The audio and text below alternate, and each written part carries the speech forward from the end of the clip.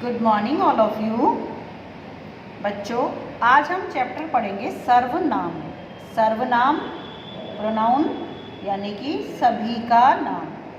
सर्व यानी सभी और नाम यानी सभी का नाम।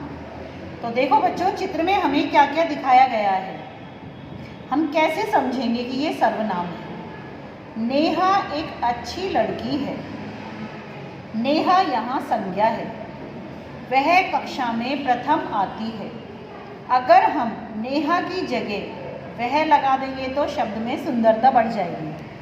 अगर हम लिखेंगे इसको, नेहा एक अच्छी लड़की है, नेहा कक्षा में प्रथम आती है, तो ये चीज़ें हमें सही नहीं लगेंगी। इसलिए संज्ञा के स्थान पर काम आने वाले शब्दों को सर्वनाम कहते हैं। तो नेहा संज्ञा है, संज्ञा के स्थान पर क्या काम आ गया? सर्वनाम। सर्वनाम क्या है? वह, तो यहाँ वह लगा दिया है हमने। आगे देखिए, लड़के व्यायाम कर रहे हैं। व्यायाम यानी एक्सरसाइज कर रहे हैं लड़के। लड़के स्वस्थ हैं। अगर हम ऐसे बोलेंगे तो ये सही नहीं लगेगा, इसकी जगह हमने सर्वनाम लगा दिया है वे स्वस्थ हैं। नेक्स्ट देखिए, आज सीमा का जन्मदिन है। और फिर नेक्स्ट क्या लिखेंगे? सीमा को तोहफा चाहिए। नहीं सही लग रहा ना? उसे तोहफा चाहिए। यहाँ हमने उसे लगाकर सर्वनाम लगा दिया है। नेक्स्ट देखिए, खरगोश ने कछुए से कहा, तुम बहुत आलसी हो। तो यहाँ तुम हो गया सर्वनाम। बच्चों ने अपने माता पिता से कहा, आज हम मेला देखने जाएंगे। हम सर्वनाम हो गया। हिरण ने भालू से पूछा, आप कहाँ रहते हो? तो यहाँ आप सर्वनाम हो गया। देखिए बच्चों, अब हमें कैसे समझ में आएगा कि कौन सा सर्वनाम है और कौन सी संज्ञा है। ऊपर दिए गए वाक्यों में संज्ञा शब्दों के स्थान पर दूसरे शब्दों का प्रयोग किया गया है। जैसे नेहा के स्थान पर वह, कछुए के स्थान पर तुम, लड़के के स्थान पर वे, बच्चों के स्थान पर हम, सीमा के स्थान पर उसे, भालू के स्थान पर आप। इस तरह से हमने यहाँ संज्ञा के स्थान पर सर्वनाम लगा दिए हैं। तो आपको ये समझ में आया होगा कि संज्ञा के स्थान पर काम आने वाले शब्दों को सर्वनाम कहते हैं। नेक्स्ट देखिए, इसकी परिभाषा। जो शब्द संज्ञा के स्थान पर प्रयोग किए जाते हैं उन्हें सर्वनाम कहते हैं। तो अगर हम कहें आपसे सर्वनाम की परिभाषा लिखिए, तो आप क्या लिखेंगे? जो शब्द संज्ञा के स्थान पर प्रयोग किए जाते हैं उन्हें सर्वनाम कहते हैं। अब देखिए बच्चों, सर्वनाम के भेद। सर्वनाम के 6 भेद होते हैं। पुरुषवाचक सर्वनाम, निश्चयवाचक सर्वनाम, अनिश्चयवाचक सर्वनाम, संबंधवाचक सर्वनाम और प्रश्नवाचक सर्वनाम, निजवाचक सर्वनाम। इस तरह से ये हमारे 6 भेद हो गए। कौन कौन से? पुरुषवाचक सर्वनाम, निश्चयवाचक सर्वनाम, अनिश्चयवाचक सर्वनाम, संबंधवाचक सर्वनाम, प्रश्नवाचक सर्वनाम और निजवाचक सर्वनाम। अब हम पहले पढ़ेंगे पुरुषवाचक सर्वनाम, जो आपको समझ में आ जाएगा कि पुरुष किसके लिए आया है, इसके कितने भेद होते हैं। देखो, आपकी बुक में इतना डीपली नहीं दिया गया है, लेकिन मैं आपको बता देती हूँ। पुरुषवाचक सर्वनाम के 3 भेद होते हैं: उत्तम पुरुष, मध्यम पुरुष और अन्य पुरुष। उत्तम पुरुष में कर्ता होता है जो बोलता है, यानी कि जो बोलने वाला वक्ता होता है, वो होता है प्रथम पुरुष में। मध्यम पुरुष जिसके बारे में कुछ कहा जाए, मतलब एक तो होता है उत्तम पुरुष, एक होता है मध्यम पुरुष। उत्तम पुरुष होता है कहने वाला, मध्यम पुरुष होता है सुनने वाला और अन्य पुरुष होता है जिसके विषय में बात की जा रही हो। ठीक है बच्चों, तो आगे देखिए। पुरुषवाचक सर्वनाम, जिन सर्वनाम शब्दों का प्रयोग सुनने वाले, बोलने वाले या किसी अन्य के लिए किया जाता है। तो फर्स्ट देखिए, सुनने वाले, ये तो हो गया मध्यम पुरुष। बोलने वाले उत्तम पुरुष और अन्य हो गया अन्य पुरुष। 3 होते हैं इसके, उन्हें पुरुषवाचक सर्वनाम कहते हैं। जैसे अब देखो प्रथम में कौन कौन आएगा, मैं, मैंने, हम, ये तीनों आ जाएंगे प्रथम पुरुष में। तू, तुमने, ये आ जाएंगे मध्यम पुरुष में। वह और आप आ जाएंगे अन्य पुरुष में। तो इस तरह से इसके 3 भेद हो जाते हैं। देखिए प्रथम में मैं और हम। अब है हमारा सेकंड, निश्चयवाचक सर्वनाम। निश्चय जिसमें निश्चितता का बोध हो। जिन सर्वनाम शब्दों का प्रयोग निश्चित व्यक्ति या वस्तु के लिए किया जाता है उन्हें निश्चयवाचक सर्वनाम कहते हैं। जैसे वह, यह, ये, वे, उन आदि। ये एक वचन में और ये बहुवचन में। निश्चित जब व्यक्ति और वस्तु का बोध हो तो वहाँ निश्चयवाचक सर्वनाम होता है। जैसे यह और वे। यह तो पास के लिए और वे दूर के लिए। थर्ड है हमारा अनिश्चयवाचक सर्वनाम।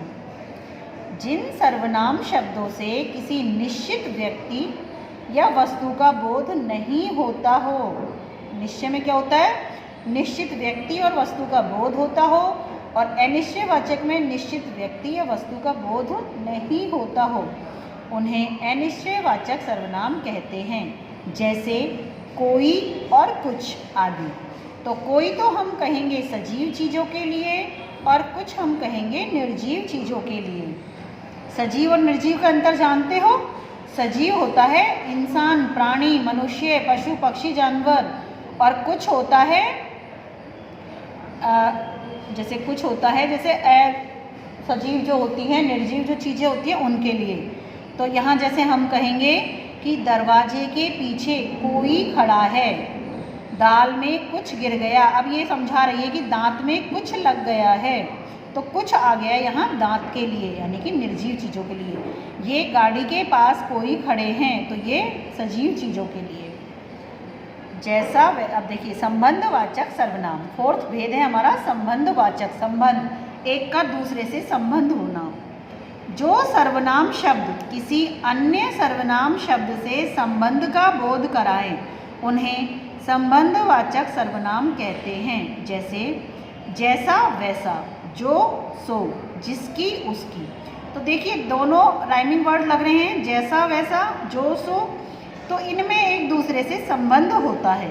जैसे देखिए जैसा वैसा, ये दौड़ लगा रहा है, और उसकी यानी कि किसी के बारे में बातें की जा रही हैं। नेक्स्ट है हमारा प्रश्नवाचक सर्वनाम। जिन सर्वनाम शब्दों से किसी व्यक्ति, वस्तु या स्थान आदि के विषय में प्रश्न पूछा जाता है उन्हें प्रश्नवाचक सर्वनाम कहते हैं। जैसे कौन, कैसा, किसे, क्या आदि। तो यहाँ क्वेश्चन मार्क लगा हुआ मिलेगा, और इस तरह के जो शब्द हैं हमारे, उनसे हमारा सेंटेंस बनेगा कि आज घर में कौन आया है, आज भोजन कैसा लगा, किसे बाहर जाना है। इस तरह से हमारे यहाँ सेंटेंस बनेंगे। तो देखिए कौन और क्या, और यहाँ क्वेश्चन मार्क। जैसे सेंटेंस बनाएंगे तो उसमें प्रश्नवाचक चिन्ह लगा हुआ मिलेगा। नेक्स्ट है हमारा निजवाचक सर्वनाम। निज यानी अपने आप के लिए या स्वयं के लिए। जिन सर्वनाम शब्दों का अपने आप के लिए प्रयोग किया जाता है उन्हें निजवाचक सर्वनाम कहते हैं। जैसे खुद, स्वयं आदि। तो यहाँ जैसे क्वेश्चन बनेगा, मैंने अपने लिए चाय बनाई, मैं अपना काम स्वयं करता हूँ। तो इस तरह से यहाँ सर्वनाम, निजवाचक सर्वनाम इस तरह से बनेगा कि अपने लिए, अपने आप के लिए। तो बच्चों आपको ये इसके 6 भेद समझ में आए होंगे। संज्ञा के स्थान पर काम आने वाले शब्दों को सर्वनाम कहते हैं। सर्वनाम के 6 भेद होते हैं, पुरुषवाचक, निश्चयवाचक, अनिश्चयवाचक, संबंधवाचक, प्रश्नवाचक और निजवाचक। ये हमने यहाँ आपको एक्सप्लेन कर दिए हैं कि पुरुषवाचक के 3 भेद होते हैं, प्रथम पुरुष, मध्यम पुरुष और अन्य पुरुष।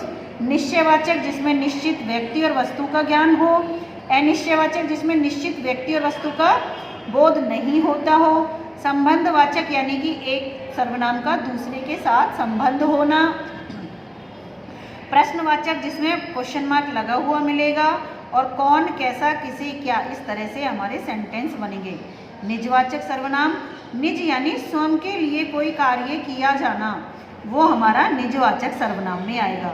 तो यहाँ तक आपको ये सर्वनाम समझ में आए होंगे। अब देखिए आपने क्या क्या पढ़ा आज के चैप्टर में, कुछ और जाने, है ना, कि हमने क्या सीखा। जो शब्द संज्ञा के स्थान पर प्रयोग किए जाते हैं उन्हें सर्वनाम कहते हैं। सर्वनाम के 6 भेद होते हैं: पुरुषवाचक, निश्चयवाचक, अनिश्चयवाचक, संबंधवाचक, प्रश्नवाचक और निजवाचक। तो बच्चों यहाँ हमारा ये चैप्टर खत्म होता है। अब देखिए, संज्ञा के बदले बोले जाने वाले शब्दों को क्या कहते हैं? सर्वनाम कहते हैं। सर्वनाम के कितने भेद होते हैं? 6 भेद होते हैं। सर्वनाम क्या है इनमें से? राजू, रमन या वह। राजू और रमन तो संज्ञा हो गई, वह हमारा सर्वनाम हो गया।